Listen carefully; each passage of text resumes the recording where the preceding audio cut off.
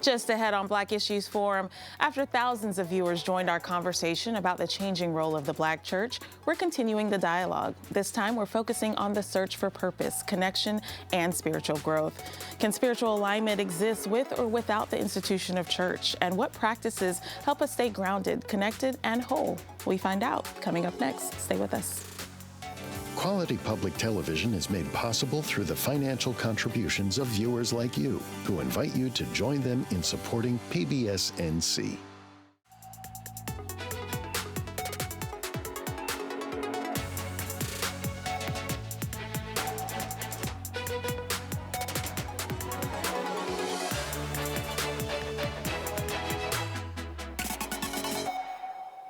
Welcome to Black Issues Forum. I'm Kenia Thompson.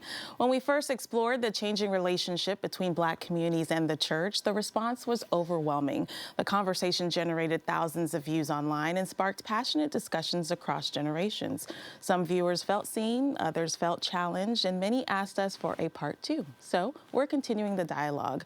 We're here asking questions about what does spiritual alignment actually look like, and can it be found inside the church, outside the church, or both?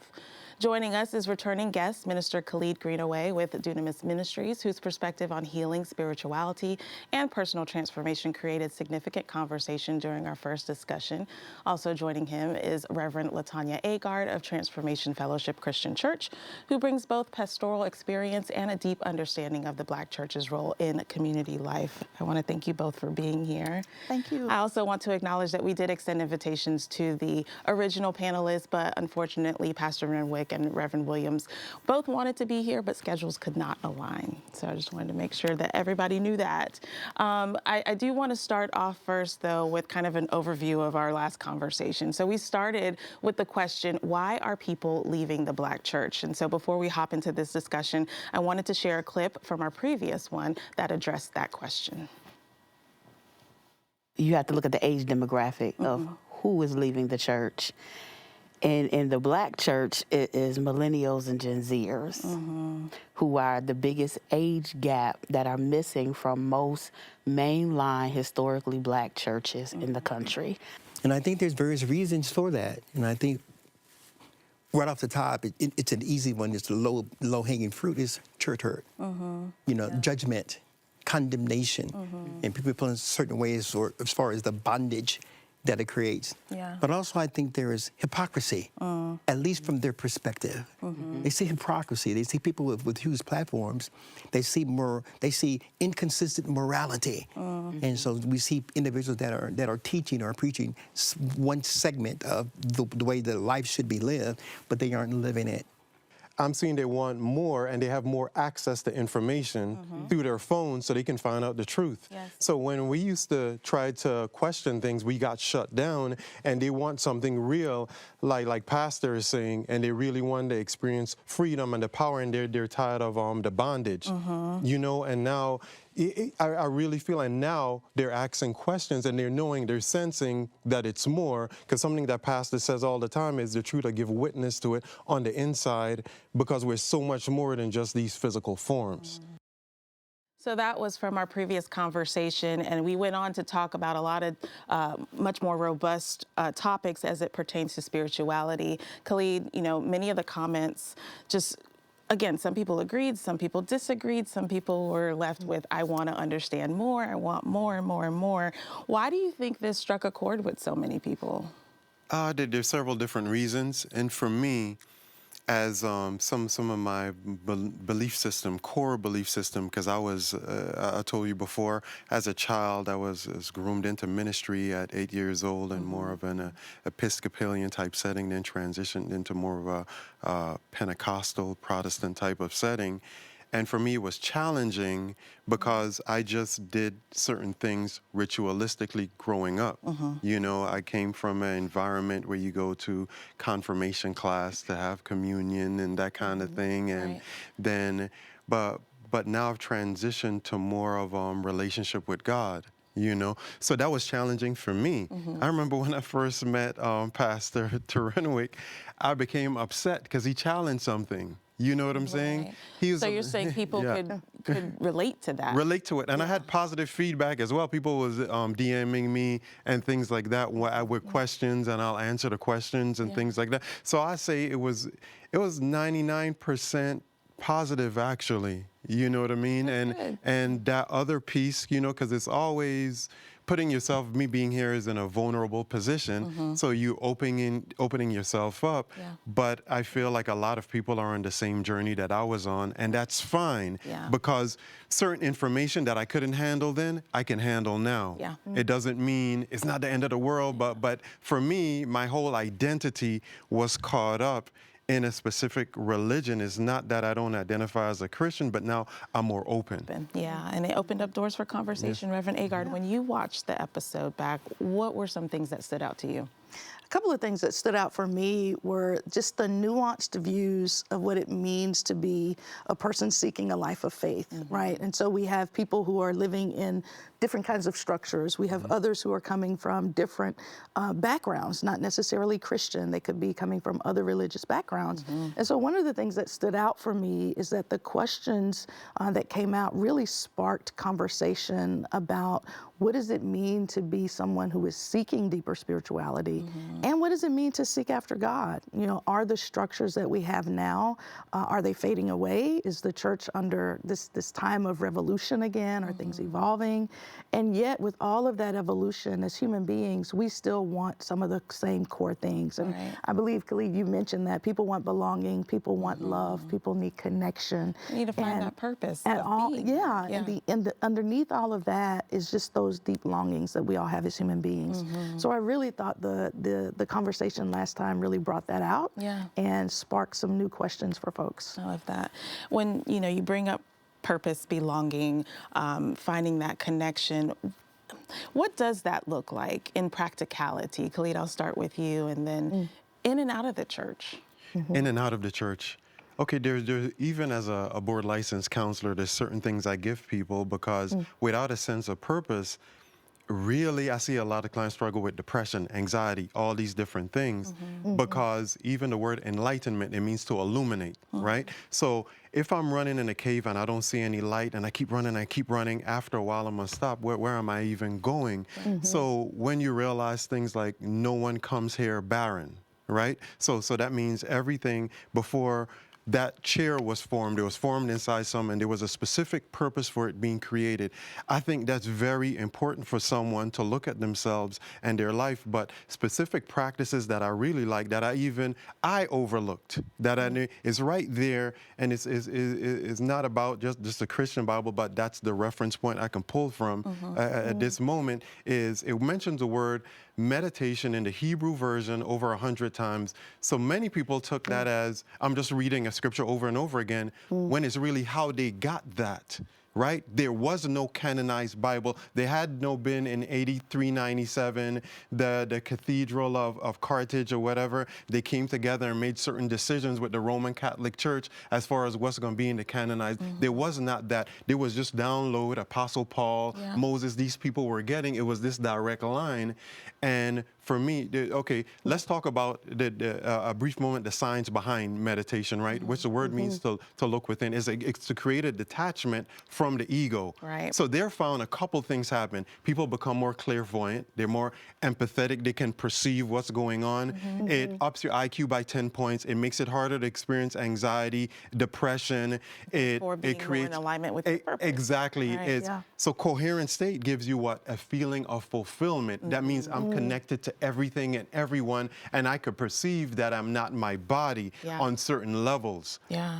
Reverend Agard, when you think of purpose and the church's role in helping someone find that purpose, what does that look like? You know, when I think about the church and the church's role in helping people find purpose, I think deeply about community. And when we think about, you know, this current moment and I would say the scattering of believers, which really we saw it happen during COVID, but I believe the indicators were there before COVID, and COVID just allowed us to really be honest about, you know, this thing is not working for me, which is why we see so many churches still struggling. post-COVID in order to get people to come back, because people were already struggling with the notion of purpose. But I do believe we find that most significantly in community, because we are communal people. We were born and created for community and connection. And so the church really can help people identify and nurture their gifts, their ideas. It's a place where you can seek. I would love to say that church should be a place where you can make mistakes, where you can grow and you can learn with others, and you can have people pour into you and give you insight. Do you feel like in actuality it is a place? Well, I think that that is the struggle, that we find there are what I call wild spaces where this is happening. But I think in a lot of ways, churches become oftentimes more interested in the ritual of having church, if you will. We go through the litany, we go through the motions, but are we truly connecting on a deep level with self, with others, and with God? And so that is, that is the goal that I would say was part of the reason for planting our church, was because I was a part of many congregations and I've been in many, worship spaces, but you leave and you wonder, are people really being transformed? Are we really experiencing koinonia? This deep connection. And when we're not, it's easy for people to wander, because we're still seeking that connection. And I think that's what we touched on a lot in the last episode, Khalid, was those ritualistic elements of church that kind of took us away from the actual relationship. That's the meaning of the word religion, though, religar. That's where it comes from, to bind to, but it means to bind to a community where the set of rituals and come together. It is no different from a club, and that's why some people can view it as like, what's that word? As a cultish type thing. Correct. And so if you take away that, the only way I can describe it is you take away the power behind it, because it's supposed to be an incubator for growth. So how am I fulfill purpose if there's no one else to serve or to do that? Because it's meant to, it's meant for me to use my gift to impact others. Well, you both have mentioned community multiple times now, right? Yes. And I think in today's society of technology, of online engagement, community looks different. And I don't, correct me if I'm wrong, or tell me what it looks like, but is the church keeping up with what community needs to look like today? I would say, when we say, is the church capital C, there are pockets, right? There are pockets where churches are being very intentional about cultivating worship and growth, spirituality in multiple formats, right? So for people who still love to come together physically, but there are folks who have joined churches that are states away. But these churches are creating online and virtual spaces where people can worship and gather and meet in their location to do service and to reach others. So I do think it's happening, but it's not happening in every church location. And so that is the challenge, to get churches to really rethink what it means to be faith community in this moment. When Jesus, came and was preaching and teaching, Jesus himself was talking about the need to change how we are connecting and how we are seeking God. Jesus never said that you can't see God, but Jesus said that, the way we're doing it is not what God intended. So let's think about this some more and do something different. And we need to meet the needs of this moment. I want to get your thoughts on something she said that sparked a reminder of a conversation I had the other day about the difference between religion and spirituality, right? So the new trend, again, we mentioned this in the last conversation, is having a spiritual connection, but not necessarily being in this religious mindset. What is the difference, Khalid? It's a big difference. It's just like why Jesus had a problem with the Pharisees. One was ritualistic, and I feel we have to factor in the motivation, because I've found in the South especially, and it stemmed from slavery. I'm gonna just talk. It stemmed from slavery. That was the most popular, prestigious position available for blacks of the time. But I've seen something that's trickled down, you know what I mean? And largely a part of it, there was a story, I can't remember the name of the documentary, but he used going around and preaching and teaching and being a pastor as a way to build an income so he could purchase his wife and his family out of slavery, and they double-crossed him. But when I came down here to the South, I played college basketball, and I saw a lot of these guys. I used to wonder, why is their goal is like this prestigious thing? I'm gonna be a pastor and but my mindset was, growing up, the pastor's supposed to serve, going to thing and helping people and praying. So I was like, why would anyone want to do that? But out here, but then I realized, one of my buddies, he's like, but the income and the prestige and stuff that comes with it, he was from the South. I'm not from the South. You know what I mean? And with spirituality is more connecting, because I talk about things like I talk about meditation. Is a book that really changed my life, right? Becoming Supernatural by Dr. Joe Dispenza. And I went to an online workshop, and I started like perceiving things, and my connection with God increased. And I started to have a understanding of like every concept, from healing to what it means to have purpose, to not being judgmental, to true love, to really, I was able to like, there's the only way I could, is like the gifts of the Spirit that they were talking about.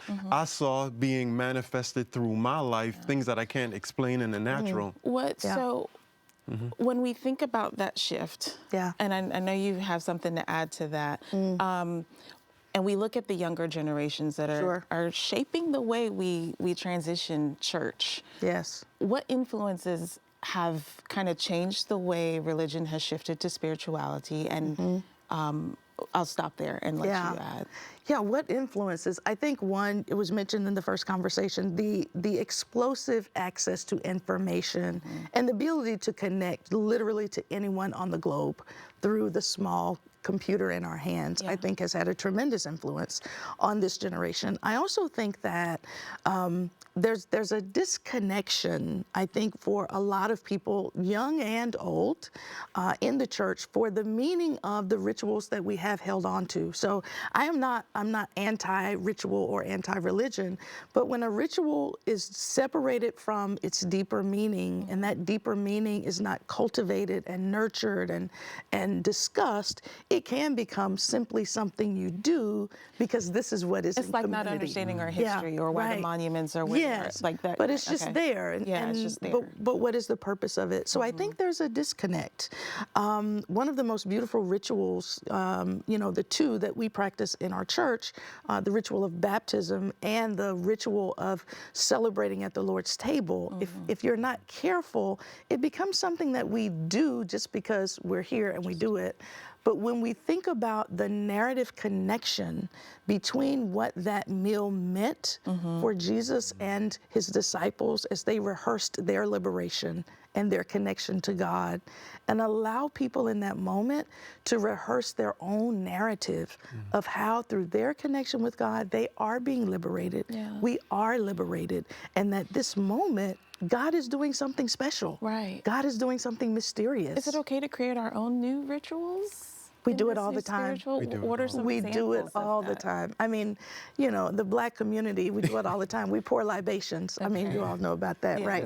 We pour libations. We create rituals all the time because a ritual is simply a repeated practice that you do either with oneself or community. I think the key is, what is the point of the ritual, and how does it help you to connect with self, with God, and with others in order to, I think Khalid said, use your gifts to serve others and to bring about what we call the beloved community. So any new practice, I think I'm open to new practices. Anything that helps us to do that, I think is good. And I think Jesus would say, yes, if it helps you to connect, if it helps you to seek me, to serve others, what would be wrong with that? That's where we get into the growth space, right? Of the spiritual growth. What does spiritual growth look like? If we are in our day-to-day, we are bogged down by all the things that life gives us, we may not be recognizing that we are spiritually growing up. Khalid, what does that look like? For me, my role model is Jesus and Christ consciousness. So everyone has a standard, you know what I mean? And walking in a level of, so passion and fulfillment, right? But he had evidence, you know what I mean, in front of him, from healing to teaching people. Even his last prayer in John, where he says, when he prayed, he said, Father, help them to understand like I'm one with you. They're one with you, and we're one with them, and we're all one. Yes. You know what I mean?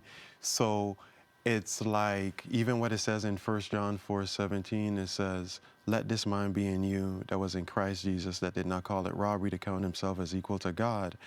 And he gave, in many ways, when we understand that we're not these bodies and we're consciousness, and that we're even all interconnected, there's another level of love. You're going to see it in their love.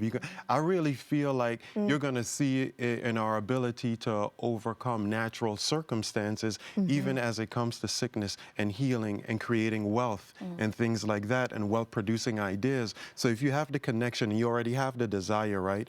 So the scripture said that God gives you the desires of your heart. They think it's just putting it in your hand. Yeah, that's fine, but the desire didn't even come from you. Everyone has different preferences, proclivities, all those types of things. But many people, and now I'm going to my therapist side, is they've told themselves stories, because faith comes by hearing, and you're conditioning yourself all day long. Nothing has power within itself except the stuff you're giving power to, because according to your faith, be it unto you. Something is just a situation. If you open yourself up and you say, okay, God, what's the solution? And you quiet yourself, because there's a lot of noise in the egoic portion of us, the answers will come. And that's what it means for me, because this is a gym. You know what I'm saying? Yeah. Okay. I always say if I'm just quiet enough to hear the whisper, Oh, right, yes. then that's the guide. What does spiritual growth look like to you? Spiritual growth to me looks like a life that is, I think I use the same word, growing in love. We actually talked about this last night in our Bible study group when we were discussing what it means to have this new life we talk about in Christ. That, you know, the Bible says that if anyone is in Christ, you are a new creation. All old things are passing away. Behold, everything is becoming new. So this idea of spiritual growth and spiritual alignment and purpose are all about our lives becoming more like the life of God. And that life of God was made manifest, or it was made real to us so that we could see, because we're a seeing people, in the person of Christ. So what does that mean? That means that I am becoming more humble, so that I'm not thinking always of, am I doing this to serve myself, or am I doing this because it really flows out of God's purpose for the world? Because if God's doing that, then God is going to ensure that I am being taken care of as I live out my purpose, as I use my gifts for the service of the world. And so my life, as I continue to grow, I'm becoming more joyful. I am becoming more humble. I am becoming bolder, because I know what I believe and I know who I am. And I think that's another key. And you might agree, Khalid, when people are growing spiritually, there's a greater sense and a consciousness of who you are. You're more confident about your identity. And because you know that, you're able to walk more boldly in your purpose. You're able to speak things that maybe you hadn't spoken before. Other people or communities. Yes, and challenge things. And I think the biggest thing for me is being willing to challenge my own beliefs. And that is a sign of deep spiritual growth. Why do I believe this? I want to bring it full Yeah. circle from where we started in the first conversation, right? The impetus was, why are people leaving the church? And in this conversation, as we come to a close, I want to ask the question, if someone who has experienced church hurt is standing in front of you, or someone who has decided they are not a believer, what would be the thing that you say to them that maybe causes them to reflect and to ask themselves the question, why have I taken myself away from this journey? Khalid, I'll start with you. And I know I just threw that out there. I know I didn't No, you're good. You're good. You're good. That's good. No, That's a big one. the first thing I would do is I would lead with love, and I would be a demonstration, because I'm the only Christ that some people may see. Yes. So it was never meant to be dictated, but demonstrated. You know what I mean? And I think that's within these, that's where we have to be truly be walking epistle. See, 'cause Jesus never called himself a Christian, right? He came to demonstrate a state of being, a state of consciousness. Yeah. So the only thing I can do is to love them and walk through. And I would start the way I start in therapy, right? I simply ask people this. I have two main questions, right? Yeah. It's You who just am only have I? like 30 seconds. Okay. And then the next question is, what do you want your life experience to be like? Yeah. Because that's what I help people do. Get what you want, what you really want, not what people tell you can have. Yeah. Are you Kenia good? Agard, what Yeah, would you what say? would I do? I would tell that person, actually, I understand. Ooh, that's a good one. I understand, which means I understand that being hurt in the church or by church, however we want to phrase that, is deeply wounding because of our expectations that of all places that I would be safe, it would be here. And when that happens, it is devastating. Yes. I'd say I I'll be right understand. there. I understand. I love that. Reverend Latonya Agard, Khalid Greenaway, thank you both so much for being Thank here. you. I appreciate you. I thank you for watching. If you want more content like this, we invite you to engage with us on Instagram using the hashtag Black Issues Forum. You can also find our full episodes on pbsnc.org/Black Issues Forum and on the PBS video app. I'm Kenia Thompson. I'll see you next time.